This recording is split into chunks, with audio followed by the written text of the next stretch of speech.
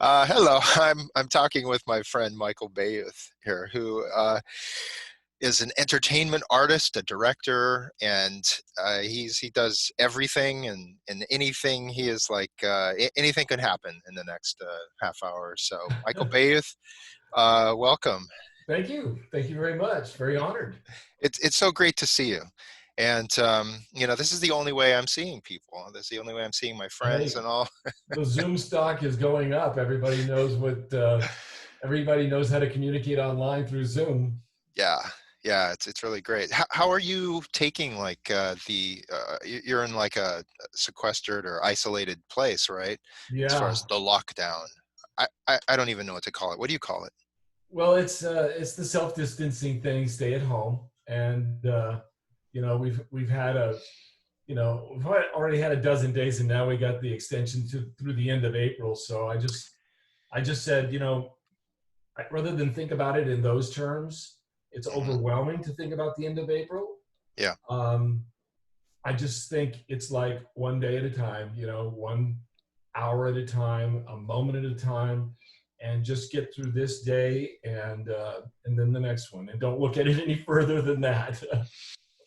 And it's hard to like think in terms of like the calendar as far as like every day seems to blend into the next, into the next, into the next. It's like this vacation time, Yeah, but it's like where you don't have to look at the days per se, and it's just kind of blending into this all this one moment. And I'm telling people to be balanced in how they spend their day.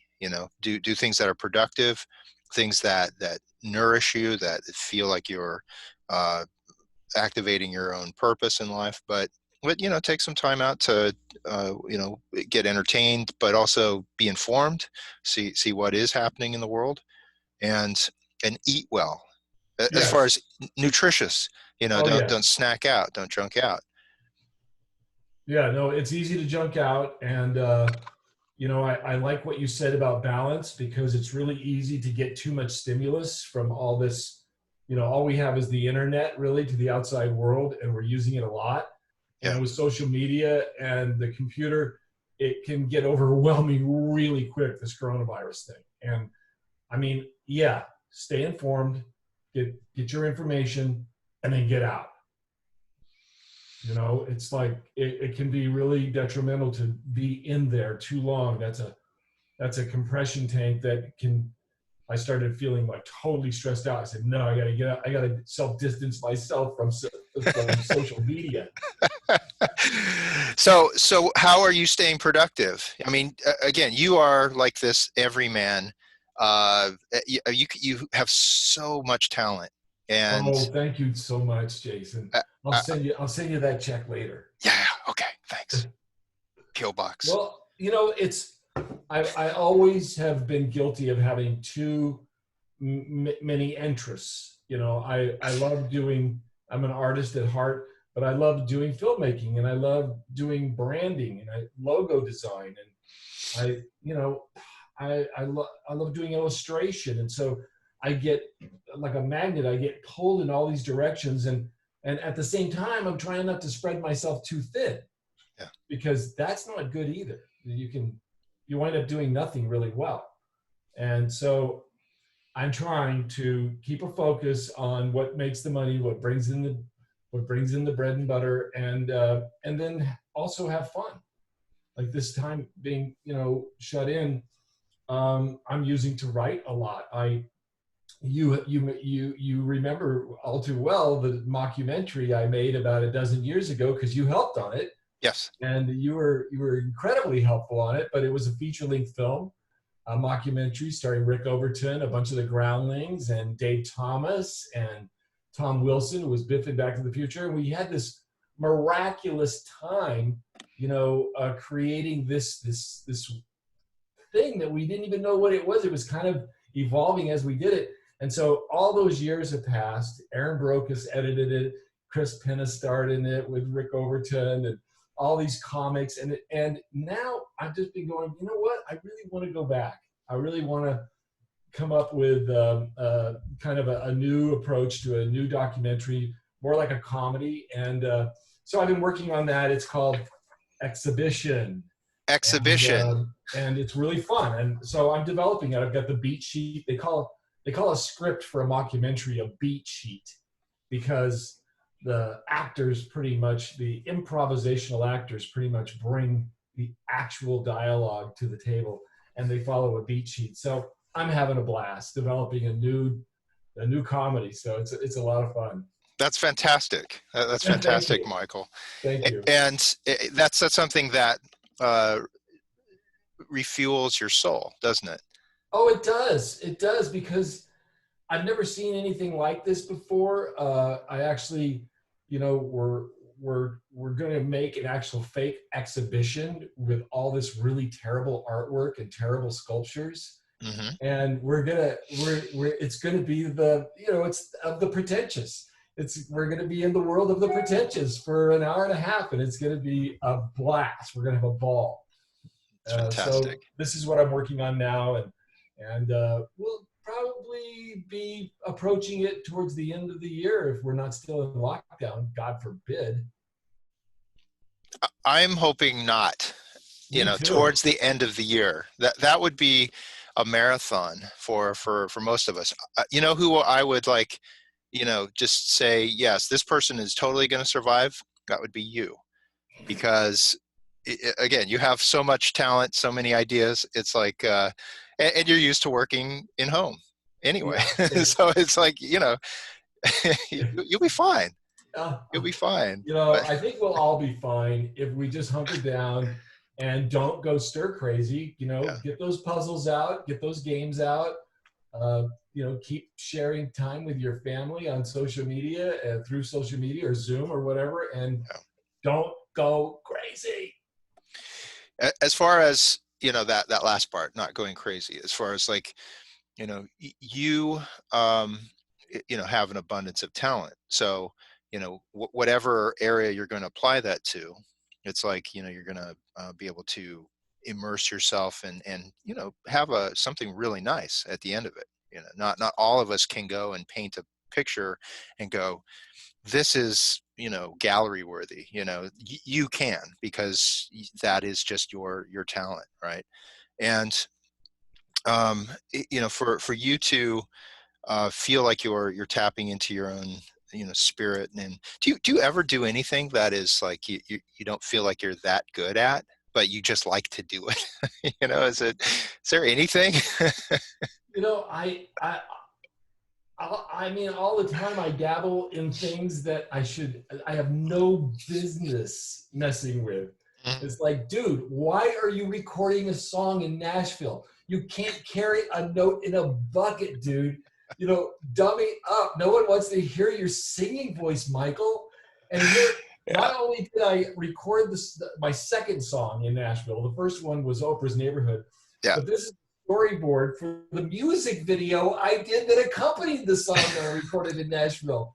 I mean, it's all on my Facebook page, but it's a whole storyboard about this guy in his car and bringing a girl in his life. And it's like, I'm the furthest thing from a musician, but I had the greatest time. It was right before I went under the scalpel, and I was with really good friends back in Nashville, and we had a blast. It was one of the most, I thought, oh, this could be the last great thing or the last thing I ever do Mm. on earth. And so I might as well have fun doing it. And that's a perfect example of something I'm really not very good at, but I had a blast. It was so fun. Yeah. Yeah. And you mentioned your Facebook page. How can people like check out your music videos and If you go all to these Michael things? Bayouth, my last name is Bayouth. If you just Uh-huh. go to Michael Bayouth on Facebook, there's not too many of us. I think there's just me. And scroll up, you'll find a music video called Against My Better Judgment. And if you scroll way down back in December, you'll find a repost for Oprah's Neighborhood, my other song. Music videos on both of them that I directed. We had a blast. It was just so much fun.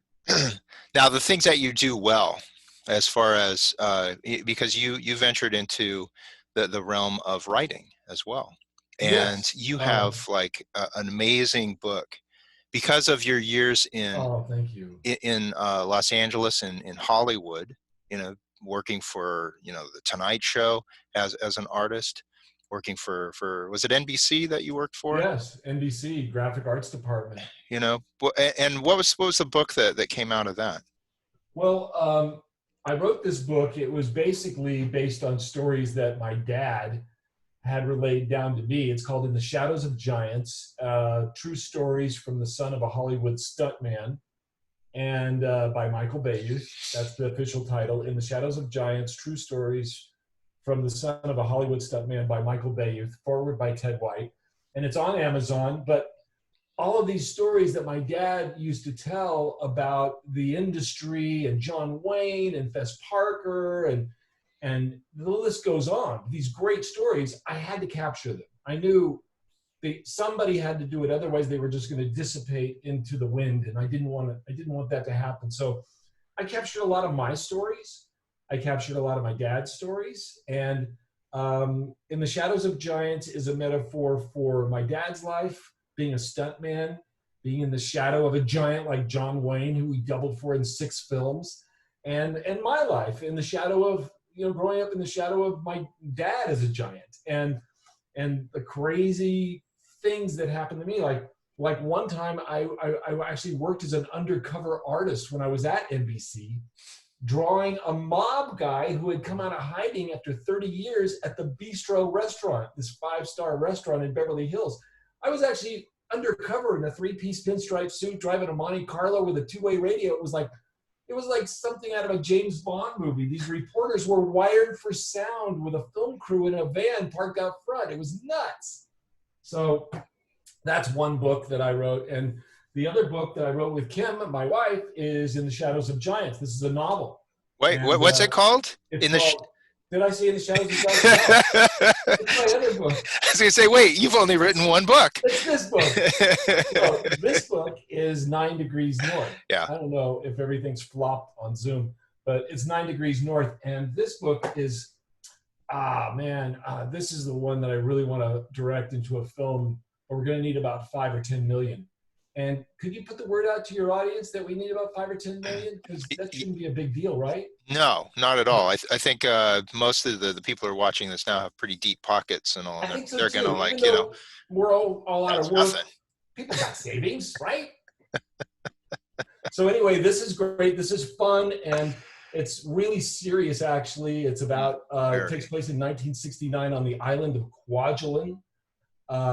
And during the Vietnam War, and it's kind of told through the eyes of 6 teenagers, all about the nuclear testing that took place out there post World War II. And the story, I'm so proud of it. It's got legs. I think it's really important for today too. It's very topical and very, very current. So that's on Amazon.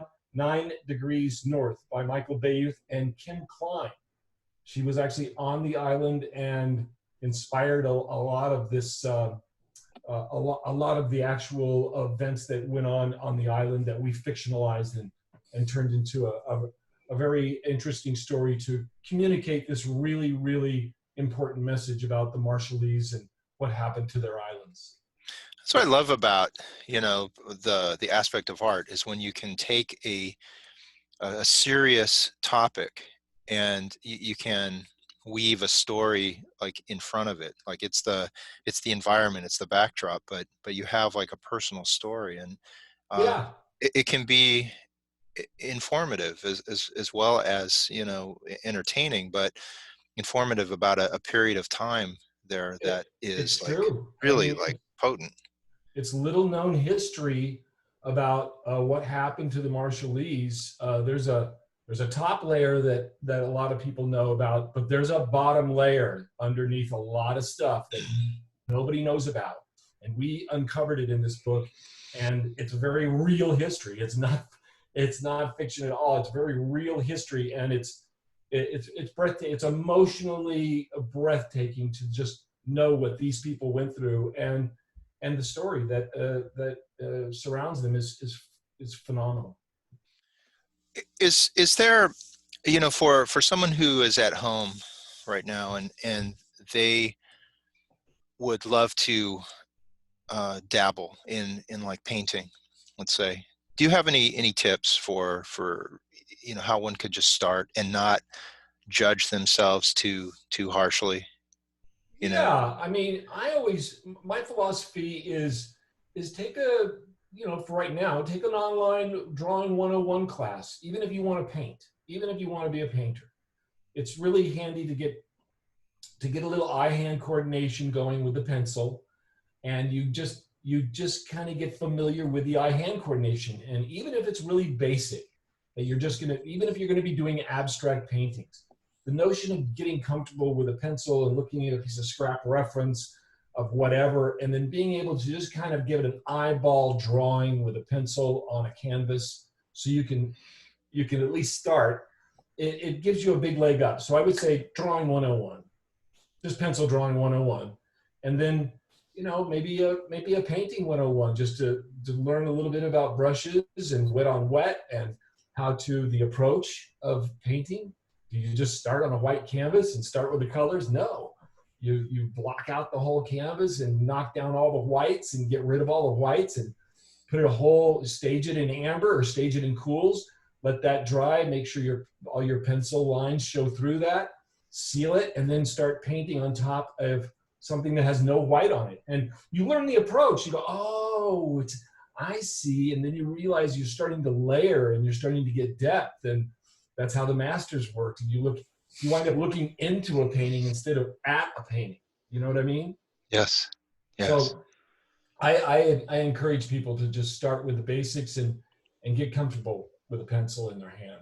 And you don't have to be Rembrandt. You don't have to be any great, sketch artist, but that comfortable, and that comfortableness and that familiarity with a pencil, I think, is prerequisite just to get you started.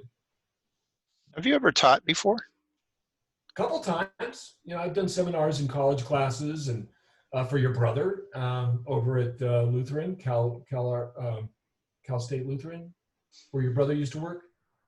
Um, yeah, yeah. It's Yeah, something Lutheran. yeah, It's like the something big Lutheran. college in Moore Park, and it's like, oh Yeah, yeah, and I loved it. I was really afraid, because I'm such what? an You old guy. I was afraid? afraid that I wouldn't be relevant, And I started talking about all the stuff I did for Disney, the 101 Dalmatians and Aladdin, The Rescuers Down Under, and all these covers that I illustrated for Disney back in the 80s and In 90s. the And video boom, I'm right? packing up my laptop Yeah. at the end of the seminar, and I look up, and there's all these like young kids that are in a line to speak with him. But what's this? And they all wanted to speak with me and just shake my hand, say, I grew up around those films.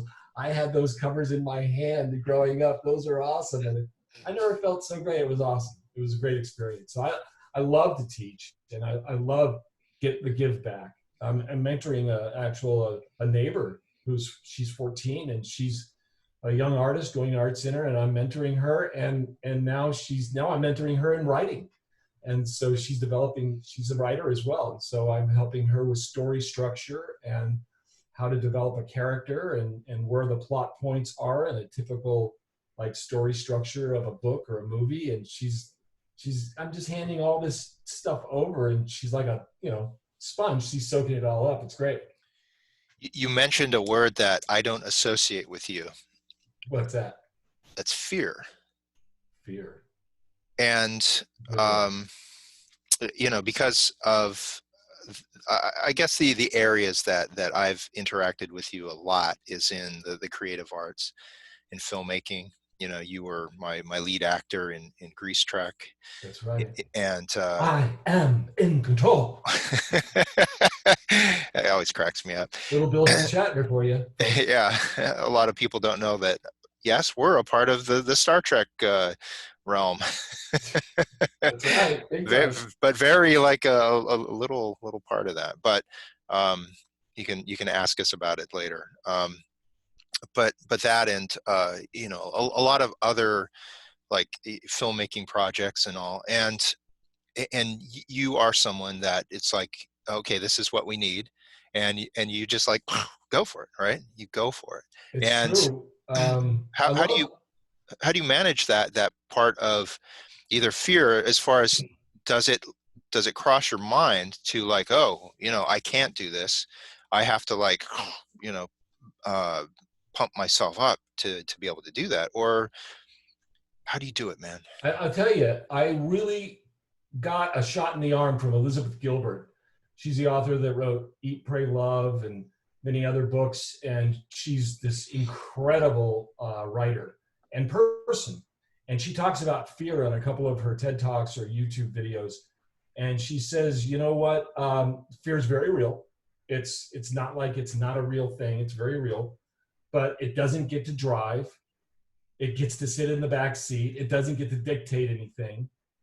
She accepts it that it's part of the process, but it does not get to dictate. It does not get to drive. It sits in the back of the room and shuts its mouth. And I love that because it is real. But if you let it be the driver, if you let it just dominate and bowl you over like a bull in a china shop, you'll be the one sitting in the back of the room quivering and afraid. And fear will be driving the car. You don't want that.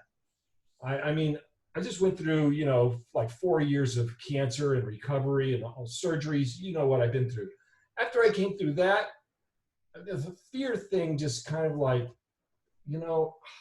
it just kind of like went away. I mean, I still have it, but I do not let fear control any decision-making whatsoever in my life now. And every moment I go for what's the best I can make this moment instead of like making myself suffer on all the trivial BS. Yeah. And that I know this about you too. All right. As far as like what it is that you've gone through in the last few years, as far as the hardships, when you were not able to commit yourself to your art and all, and to see you like come back to where that hunger, it was a driving force to come back into a place of where you were your best creative self again. And so I know that the words that you speak come from this deep place of sincerity. You're authentic, Michael. And, I totally like appreciate you like sharing that too with everyone. Thank you. Thank you. I think that's one of the cornerstones of recovery is your outlook, your optimism, how you think. Our good friend, Richard Christian Matheson, his father, that which you think becomes your world. That was his father's quote. And,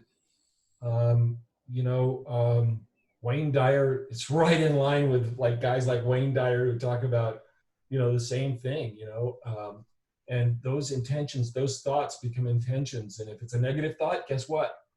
That's a negative intention that you're actually setting up for yourself. Right. So, I see it as seeds that we plant every day.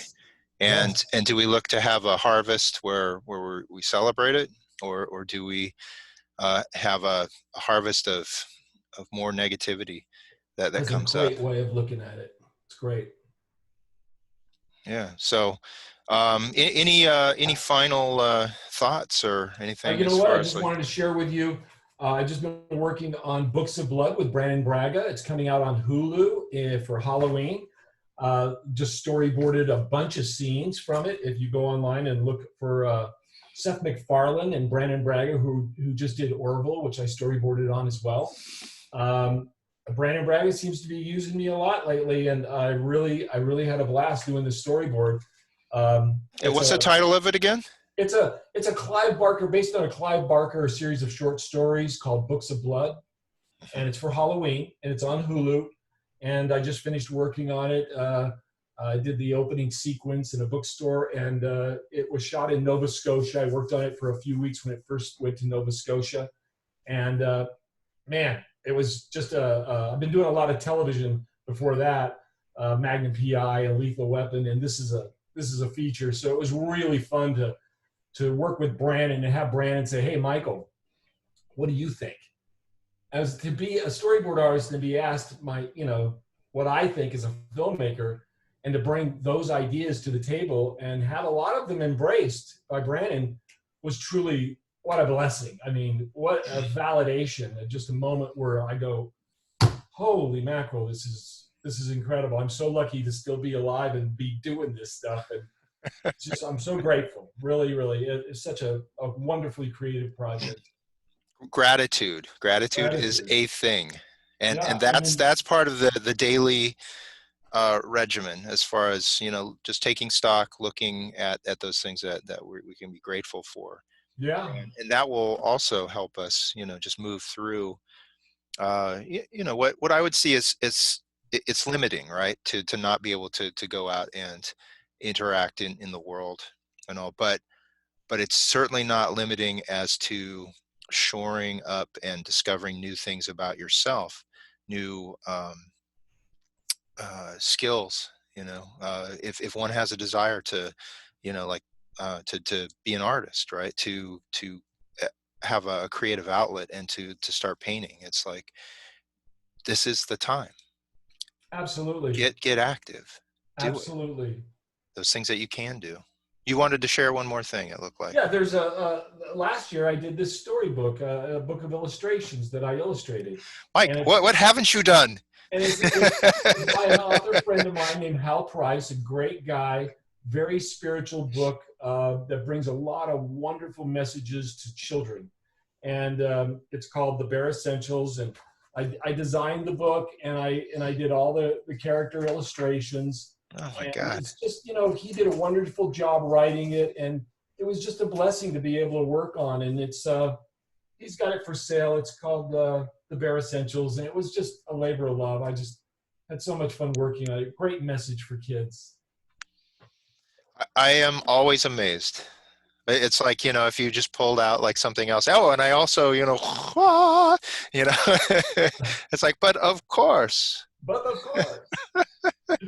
It's always such a blessing and a pleasure to speak with you, Jason. You bring out the best in all of us. I appreciate that. That touches me. And, just thank you. Stay safe, be healthy, eat well. And give your lovely wife a big hello and a hug from 6 feet away. Yes, right? please. And back to you and yours. Thank you, and much love, and again, be safe and productive. And I have no doubt that you're, the next time I talk to you, it's like there'll be like this, whole new thing.